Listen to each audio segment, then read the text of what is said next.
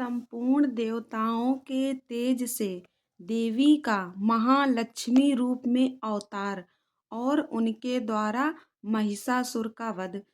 ऋषि कहते हैं, राजन, रंभ नाम से प्रसिद्ध एक असुर था जो दैत्य वंश का शिरोमणि माना जाता था। उससे महा तेजस्वी महिष नामक दानव का जन्म हुआ था। दानव राज महिष समस्त देवताओं को युद्ध में पराजित करके देवराज इंद्र के सिंहासन पर जा बैठा और स्वर्गलोक में रहकर त्रिलोकी का राज्य करने लगा। तब पराजित हुए देवता ब्रह्मा जी की शरण में गए। ब्रह्मा जी भी उन सबको साथ ले उस स्थान पर गए जहाँ भगवान शिव और विष्णु विराजमान थे। वहां पहुंचकर सब देवताओं ने शिव और केशव को नमस्कार किया तथा अपना सब वृतांत यथार्थ रूप से ब्यौरेवार कह सुनाया। वे बोले, भगवान, दुरात्मा महिषासुर ने हम सबको सम्रांगण में जीत कर स्वर्गलोक से निकाल दिया है। इसलिए हम इस मृत्युलोक में भटक रहे हैं और कहीं भी हमें शांति नहीं मिल रही है। उस असुर ने इंद्र आदि देवताओं की कौन कौन सी दुर्दशा नहीं की है। सूर्य, चंद्रमा, वरुण, कुबेर, यम, इंद्र, अग्नि, वायु, गंधर्व, विद्याधर और चारण, इन सब के तथा अन्य लोगों के भी जो कर्तव्य कर्म हैं, उन सब को वह पापात्मा असुर स्वयं ही करता है। उसने दैत्य पक्ष को अभय दान कर दिया है। इसलिए हम सब देवता आपकी शरण में आए हैं। आप दोनों हमारी रक्षा करें और उस असुर के वध का उपाय शीघ्र ही सोचें, क्योंकि आप दोनों ऐसा करने में समर्थ हैं। देवताओं की यह बात सुनकर भगवान शिव और विष्णु ने अत्यंत क्रोध किया। रोष के मारे उनके नेत्र घूमने लगे।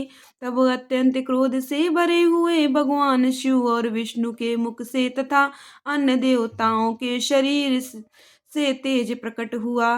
तेज का वह महान पुंज अत्यंत प्रज्वलित हो दशों दिशाओं में प्रकाशित हो उठा। दुर्गा जी के ध्यान में लगे हुए सब देवताओं ने उस तेज को प्रत्यक्ष देखा। संपूर्ण देवताओं के शरीर से निकला हुआ वह अत्यंत भीषण तेज एकत्र हो एक नारी के रूप में परिणत हो गया। वह नारी साक्षात महिषमर्दिनी देवी थी। उनका प्रकाशमान मुख भगवान शिव के तेज से प्रकट हुआ था। भुजाएं विष्णु के तेज से उत्पन्न हुई थी। केशव यमराज के तेज से आविर्भूत हुए थे। उनके दोनों स्तन चंद्रमा के तेज से प्रकट हुए थे। कटिभाग इंद्र के तेज से तथा जंघा और ऊरु वरुण के तेज से पैदा हुए थे। पृथ्वी के तेज से नितंबका और ब्रह्मा जी के तेज से दोनों चरणों का आविर्भाव हुआ था। पैरों की अंगुलियां सूर्य के तेज से और हाथ की अंगुलियां वस्तुओं के तेज से उत्पन्न हुई थी। नासिका कुबेर के, दांत प्रजापति के, तीनों नेत्र अग्नि के, दोनों भौहें साध्यगढ़ के, दोनों कान वायु के तथा अन्य देवताओं के तेज से प्रकट हुए थे। इस प्रकार देवताओं के तेज से प्रकट हुई कमलालया लक्ष्मी ही वह परमेश्वरी थी। संपूर्ण देवताओं की तेजो राशि से प्रकट हुई उन देवी को देखकर सब देवताओं को बड़ा हर्ष प्राप्त हुआ, परंतु उनके पास कोई अस्त्र नहीं था। यह देख ब्रह्मा आदि देवेश्वरों ने शिवा देवी को अस्त्र शस्त्र से संपन्न करने का विचार किया। तब महेश्वर ने महेश्वरी को शूल समर्पित किया। भगवान विष्णु ने चक्र, वरुण ने पाश, अग्निदेव ने शक्ति, वायु देवता ने धनुष तथा बाणों से भरे दो तरकश और शचीपति इंद्र ने वज्र एवं घंटा प्रदान किए। यमराज ने काल दंड, प्रजापति ने अक्षमाला, ब्रह्मा ने कमंडलू एवं सूर्यदेव ने समस्त रोमकूपों में अपनी किरणें अर्पित की। काल ने उन्हें चमकती हुई ढाले और तलवार दी। क्षीर सागर ने सुंदर हार तथा कभी पुराने न होने वाले दो दिव्य वस्त्र भेंट किए। साथ ही उन्होंने दिव्य चूड़ामणि, दो कुंडल, बहुत से बड़े अर्धचंद्र के यूर मनोहर नूपुर, गले की हंसुली और सब अंगुलियों में पहनने के लिए रत्नों की बनी अंगूठियां भी दी। विश्वकर्मा ने उन्हें मनोहर फरसा भेंट किया, साथ ही अनेक प्रकार के अस्त्र और अभेद कवच दिए। समुद्र ने सदा सुरम्य एवं सरस रहने वाली माला दी और एक कमल का फूल भेंट किया। हिमवान ने सवारी के लिए सिंह तथा आभूषण के लिए नाना प्रकार के रत्न रत्न दिए। कुबेर ने उन्हें मधु से भरा पात्र अर्पित किया तथा सर्पों के नेता शेषनाग ने विचित्र रचना कौशल से सुशोभित एक नागहार भेंट किया, जिसमें नाना प्रकार की सुंदर मणियां गूंथी हुई थी। इन सब ने तथा दूसरे देवताओं ने भी आभूषण और अस्त्र शस्त्र देकर देवी का सम्मान किया। तत्पश्चात उन्होंने बारंबार अट्टहास करके उच्च स्वर से गर्जना की। उनके उस भयंकर नाद से संपूर्ण आकाश गूंज उठा।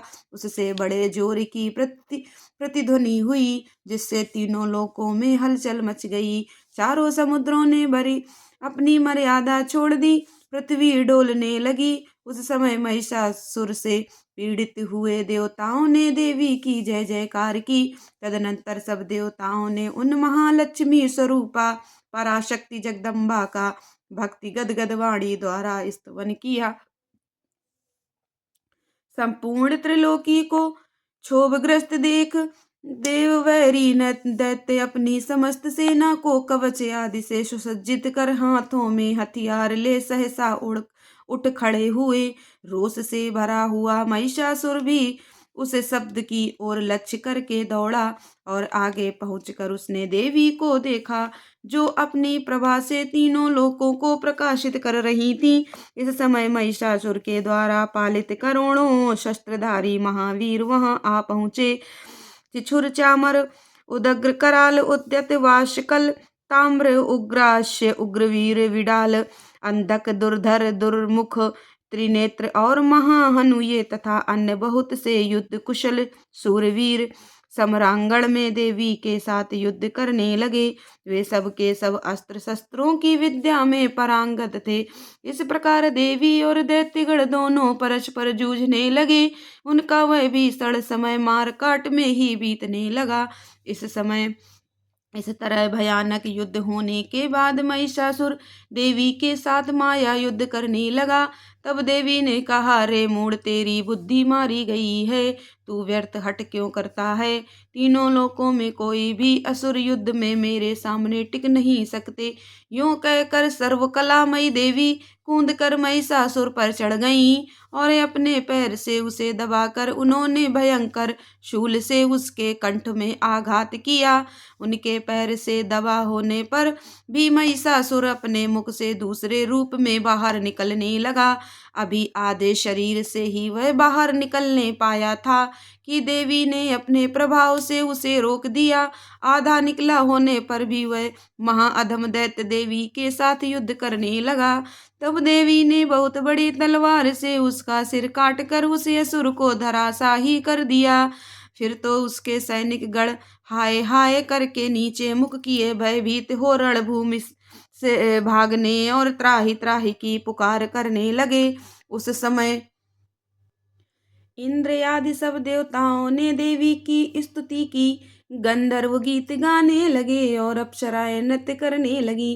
राजन, इस प्रकार मैंने तुमसे देवी के महालक्ष्मी अवतार की कथा कही है। अब तुम सुस्थिर चित्त से सरस्वती के प्रादुर्भाव का प्रसंग सुनो।